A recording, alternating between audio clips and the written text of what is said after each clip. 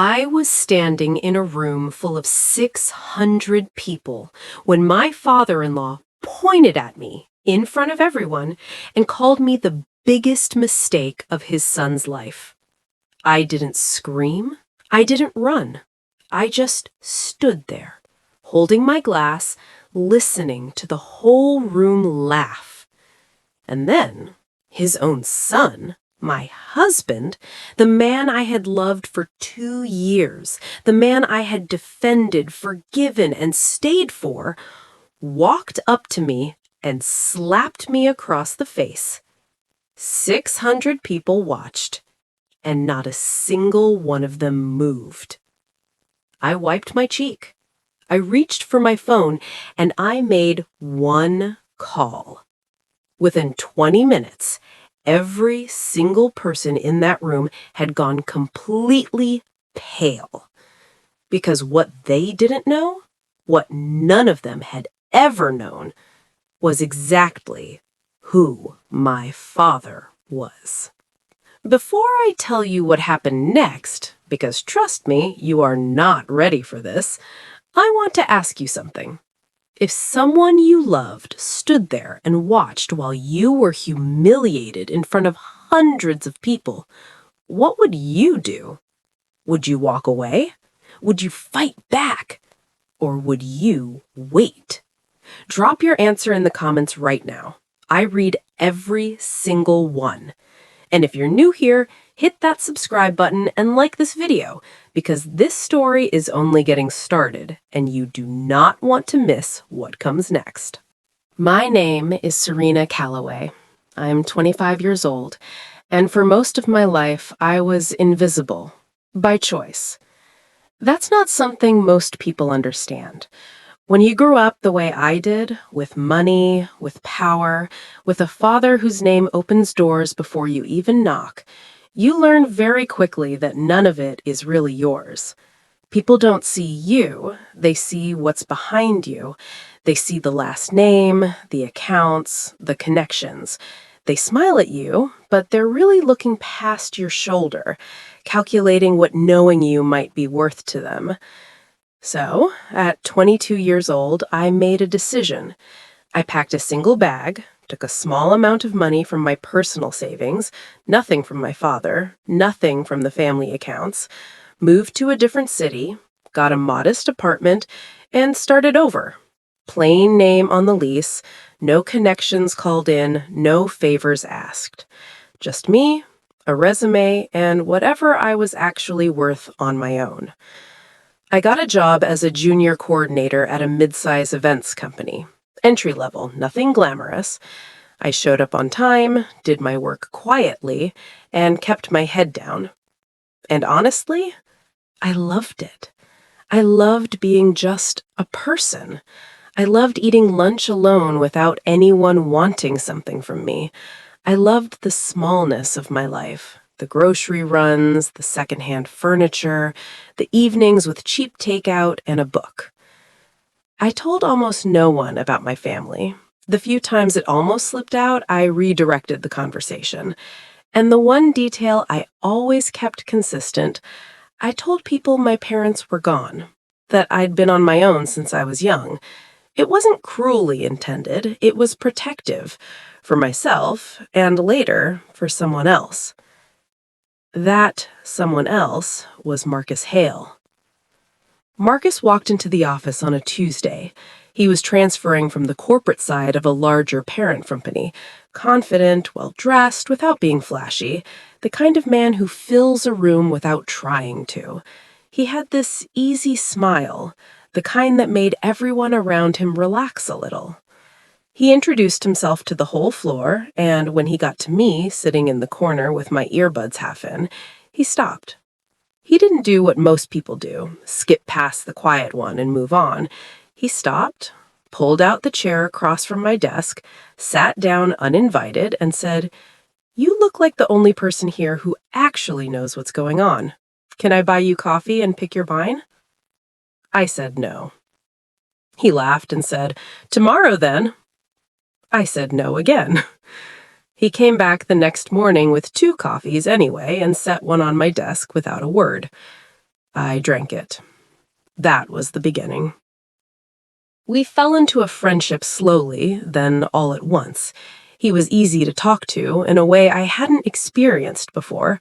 Genuinely curious, not performative.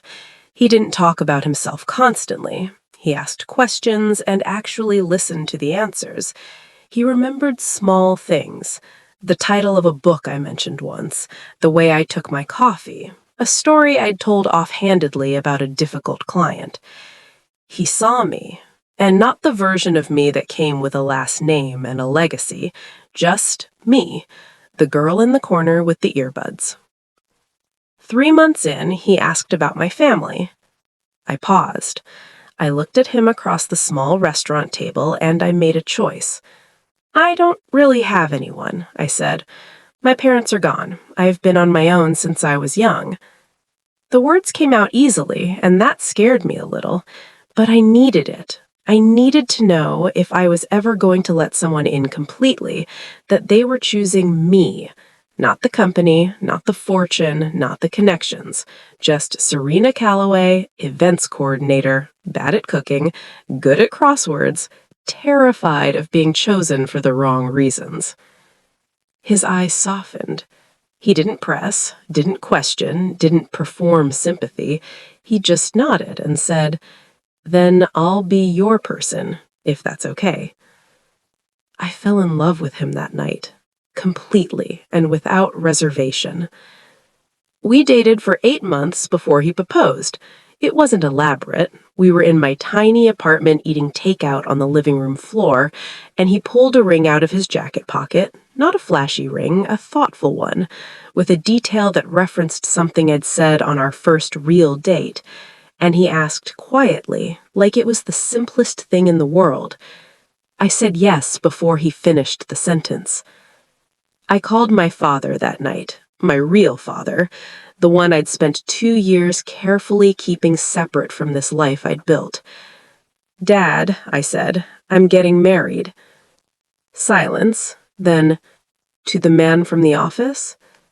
"Yes." Another pause, longer this time, and then he said something I didn't fully understand until much later. "Serena, I hope he's worthy of you, but I want you to be careful. People have a way of showing you who they are when they think no one important is watching." I told him I trusted Marcus. I told him Marcus was different. He said, "I hope you're right, baby. I hope you're right." He agreed, reluctantly, to play along, to stay in the background, to let me have the marriage I'd chosen on the terms I'd chosen it. He wasn't happy about it, but he loved me enough to respect it. The Hale family was old money, not billionaire level, but significant. They had status in their city, respected name, strong business, the kind of social weight that made people treat them carefully. And I was none of what they had selected. The first time I met them, Gerald looked at me the way you'd look at something stuck to the bottom of your shoe, not with rage, just with tired, automatic contempt. Diane was more careful, polished smiles, correct words, but cold underneath, the kind of cold that has excellent manners. They had wanted Marcus to marry Priya Anand, the daughter of a family they'd been socially aligned with for years. Beautiful, connected, from money, a match that made sense on paper to people who see human beings as spreadsheet entries. Instead, he brought me. They didn't make a scene at first. They were too refined for scenes. It was quieter than that. Subtle comments over dinners I was invited to but made to feel unwelcome at. Little jokes that weren't quite jokes. "You didn't bring much with you, did you?" Said lightly, laughed off, meant entirely. Small girls from small places. Gerald said it like a proverb once, like it was wisdom. I smiled through it. I told myself it was the adjustment period, that families need time, that love is patient, and eventually they would see me the way Marcus saw me. Marcus, for his part, started out defending me. Quietly, imperfectly, but he tried. He'd steer conversations away from the jabs, he'd squeeze my hand under the table, he'd tell me later, in private, that his family was complicated, but they'd come around. 6 months in, he stopped doing that. He didn't become cruel overnight. It was gradual, the way erosion works. First, he stopped redirecting, then he started smiling at the jokes, then one evening at dinner when Gerald made a comment about my background and the table laughed, Marcus laughed too. And when I went quiet, he didn't notice. Or maybe he did notice and chose not to care. The comment that broke something permanent inside me came on a random Wednesday evening. We were in the kitchen, and I mentioned that Gerald had said something cutting to me that afternoon. He set down his glass and said, almost to himself, "I mean, maybe they have a point, Serena." I didn't respond. I walked to the bedroom, closed the door, sat on the edge of the bed, and for the first time since I'd moved to the city and built this life, I cried from pure grief. Not anger, not hurt, grief. Because I understood then that the man I'd chosen specifically, carefully, with every safeguard I could think of, had decided that his family's opinion of me was more credible than his own experience of loving me. I stayed, because leaving felt like failing, because I still needed to believe, that it would change, that he would remember who he was when he was alone with me, that the Marcus on the living room floor with the ring and the quiet perfect question was still in there somewhere. I was wrong, but I didn't know how wrong yet. When Marcus told me about the anniversary party, my first reaction was surprise. A big celebration, their venue, their guest list, 600 people from their social and business circles. It felt out of character given how the year had gone. But he was warm when he told me, excited even, and his parents were suddenly, strangely, kind. Diane called me to discuss the decor. Gerald nodded at me with something approaching respect. Over 2 weeks of preparation, they included me in conversations, asked my preferences, treated me like I belonged. I let myself believe it. I got a dress I loved, deep burgundy, elegant without being overdone. I got my hair done. I looked in the mirror the night of the party and felt, for the first time in months, like myself. Like the woman Marcus had fallen in love with, not the thing his family had spent a year trying to erase. The venue was beautiful. Soft lighting, flowers, music, 100 round tables with perfect centerpieces. It looked like a genuine celebration. I moved through the room and people smiled at me, because they had to, because it was my anniversary, but I chose not to examine that too closely. I just wanted one night of feeling like I belonged somewhere. Marcus was across the room, working the crowd the way he always did, easy and confident. He smiled at me from across the hall. I smiled back. I should have looked harder at that smile, because there's a difference between the smile of a man who loves you and the smile of a man who is about to do something he has already decided to do. Gerald stood up approximately 2 hours in. He clinked his glass. The room quieted. My stomach tightened without reason, just instinct, the body knowing things the mind hasn't caught up to yet. He gave the beginning of a toast, thanked the guests for coming, called the night a special occasion, said our family had something important to share. And then he looked directly at me. And I knew. I knew in the way you know before the car hits, that terrible, too late, still happening moment of understanding. He didn't rush it. He took his time. He said this night was about truth. He said that his son had made a mistake, the biggest mistake of his life, and that mistake was standing in the room. He pointed at me. The room murmured. Some people looked away. Most didn't. Most just watched. I have thought about that many times since. The watching. the choosing to watch. I did not cry. Not there, not in front of Bem. I pressed one hand to my cheek slowly, and I made a decision. I picked up my phone. I stepped to the edge of the room. My ears were ringing and my face burned, but my hands were completely steady now, and that steadiness felt important, like it was the only thing I had left that was fully mine. I found the contact. I pressed call. It rang twice. Serena, my father's voice, the same voice that had read me bedtime stories, that had sat with me through every hard thing, that let me go when I asked him to, because he loved me enough to give me what I needed, even when it scared him. What happened? I looked across the room at the people who were still talking, still laughing, at Gerald, who had picked his glass back up, at Marcus, who was accepting condolences from his friends like he'd just done something brave. "Dad," I said, "please come." Silence. "I'll be there." That was all. I lowered the phone. Gerald was watching me from across the room with an expression of pure, satisfied contempt. "Calling someone?" he called out, loud enough for nearby tables to hear.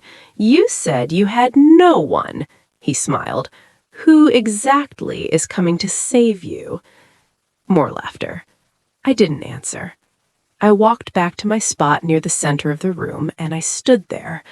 I did not hide in a corner. I did not leave. I stood exactly where they had humiliated me, and I waited because I had learned something in the past year about patience, about what it means to wait for the right moment. The party continued around me. Music came back, conversations resumed. I was background noise now. The entertainment portion of the evening finished, the crowd moved on.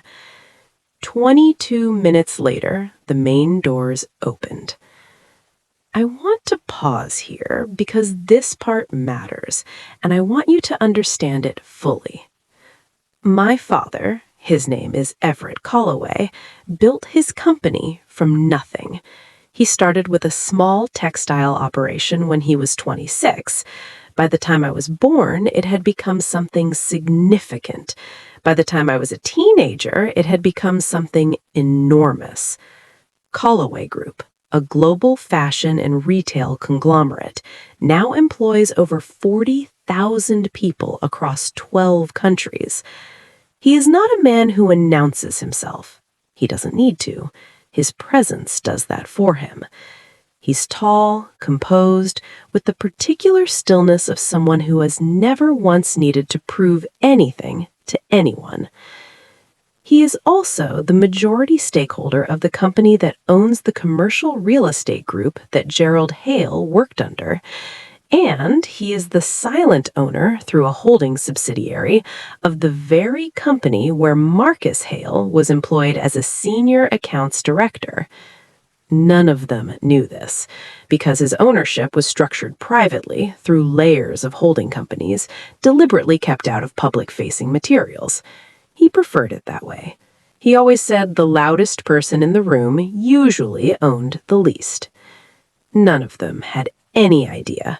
Not Gerald, who had spent a year calling his daughter worthless, not Diane, with her perfect manners and calculated smiles, and not Marcus, who had stood in front of 600 people, raised his hand to his wife's face, and called it deserving better.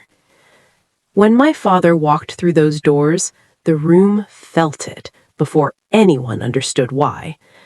He doesn't walk fast. He walks with complete certainty of direction, which is its own kind of speed. He crossed the room looking only for me, and the moment his eyes found my face, found the red mark still visible, everything in his expression became very, very still. That stillness is the most frightening thing about my father, not anger, stillness.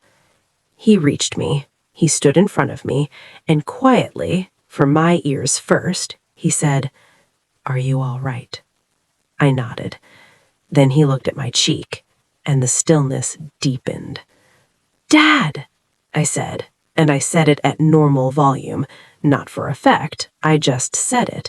The way you say it when the person who has always been your safest place is finally standing in front of you. The word moved through the room like electricity. Marcus's face changed first. I watched the color drain out of it in real time.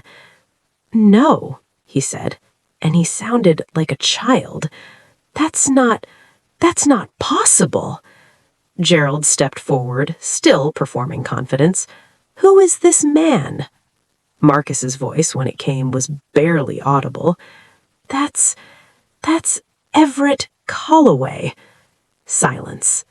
"He's the founder of Calloway Group, the largest independent fashion retail operation in North America." He swallowed. "He's also the parent company owner of—" He stopped. He couldn't finish the sentence. Gerald had gone completely white. Diane had sat down without realizing she'd done it. My father looked at Gerald Hale the way a judge looks at a defendant, not with hatred, not with triumph, but with the particular weight of someone who has already decided. "The company you work under," he said, his voice quiet and completely controlled, "is in her name." He paused a moment. "It has been since she turned 21. The room didn't make a sound, not a single sound. Gerald tried to speak. He opened his mouth and something came out about misunderstandings, about not having the full picture, about surely we could discuss this calmly. My father said, "Stop." Just that. One word. And Gerald Hale, who had spent a year pointing at his daughter-in-law and calling her worthless in his own home, stopped. My father looked at Marcus. He took his time doing it. He let the silence be as heavy as it needed to be. "She came to you with nothing," my father said. "That was her choice, because she wanted to know that you were choosing her." He paused. "Not her name, not her inheritance, not her assets. Her." Marcus was shaking. I could see it from where I stood. "I told her," my father continued, "when she called to say she was getting married, I told her that this man might not be worthy of her. She told me she trusted you." He looked at Marcus steadily. "She trusted you." Marcus stepped forward. His voice was breaking. "Sir, I didn't know. I swear to you, I didn't know who she—" "I know you didn't," my father said. "That's the point." Silence. "If you had known," my father said quietly, "you would never have touched her." Marcus had no answer for that, because it was true, and every person in that room understood it was true, and the understanding of it was more devastating than anything else that could have been said. My father turned to me. His eyes moved across my face, the red mark, the steadiness I was holding on to, the dress I had chosen carefully for a night that had turned into something else entirely. "Do you want to leave?" he asked. "Yes," I said, "but I have something to say first." He nodded, and he stepped back, just slightly, to give me the floor. I had not prepared a speech. There was nothing rehearsed about what came next. I just stood in the center of the room where they had tried to destroy me, and I said what was true. I looked at Marcus first. "You changed.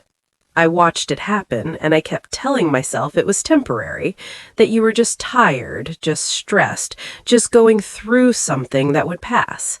I gave you every excuse I could think of because the alternative, that the man I loved had simply decided I wasn't worth defending, was too painful to accept." He didn't look away. I'll give him that. But tonight showed me something I couldn't excuse away. You didn't just stay silent this time. You stood up in front of everyone who knows you and you put your hand on me. And the worst part? I paused.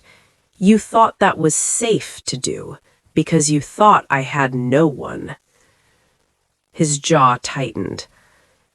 I gave you a year, I said.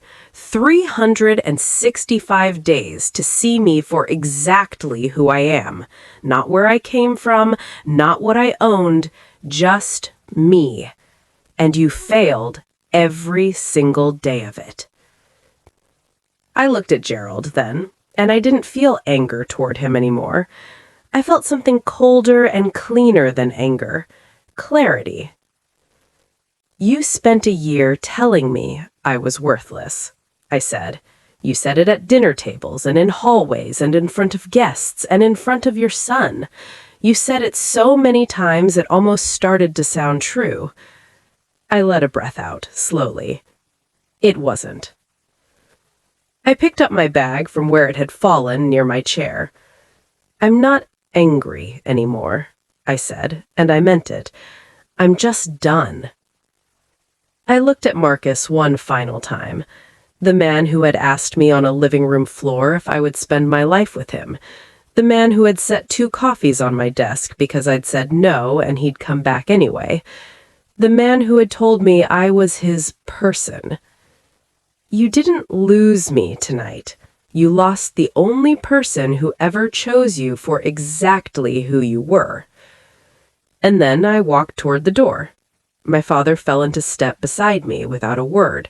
His hand came to rest lightly on my back, not possessive, not guiding, just there.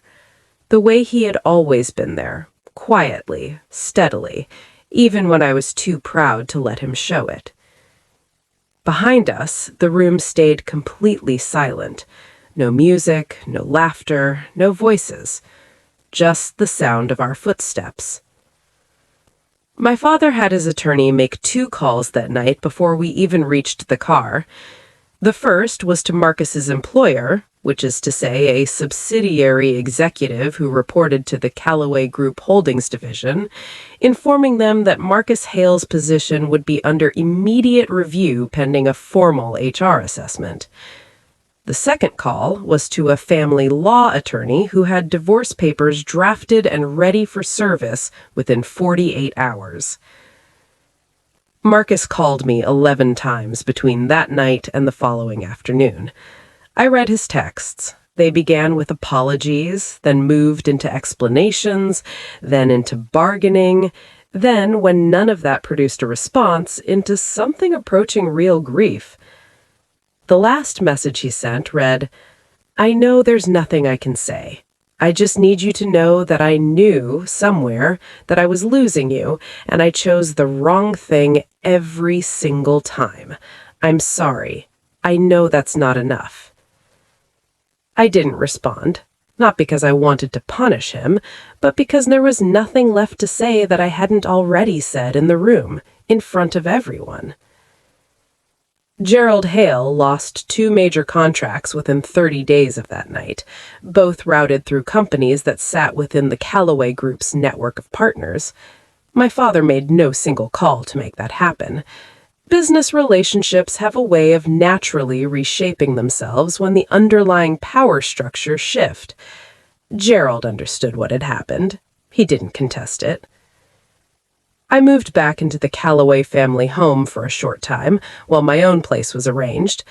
It was strange being back there, like stepping into a version of yourself you'd set aside.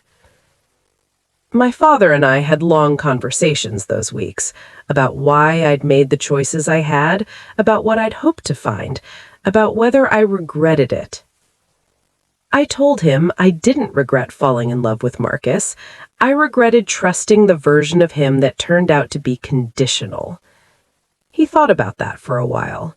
Then he said, The love you gave was real, Serena. Don't let what he did with it make you doubt that. I cried then, for the first time since the night of the party, the real crying, the kind that has been waiting.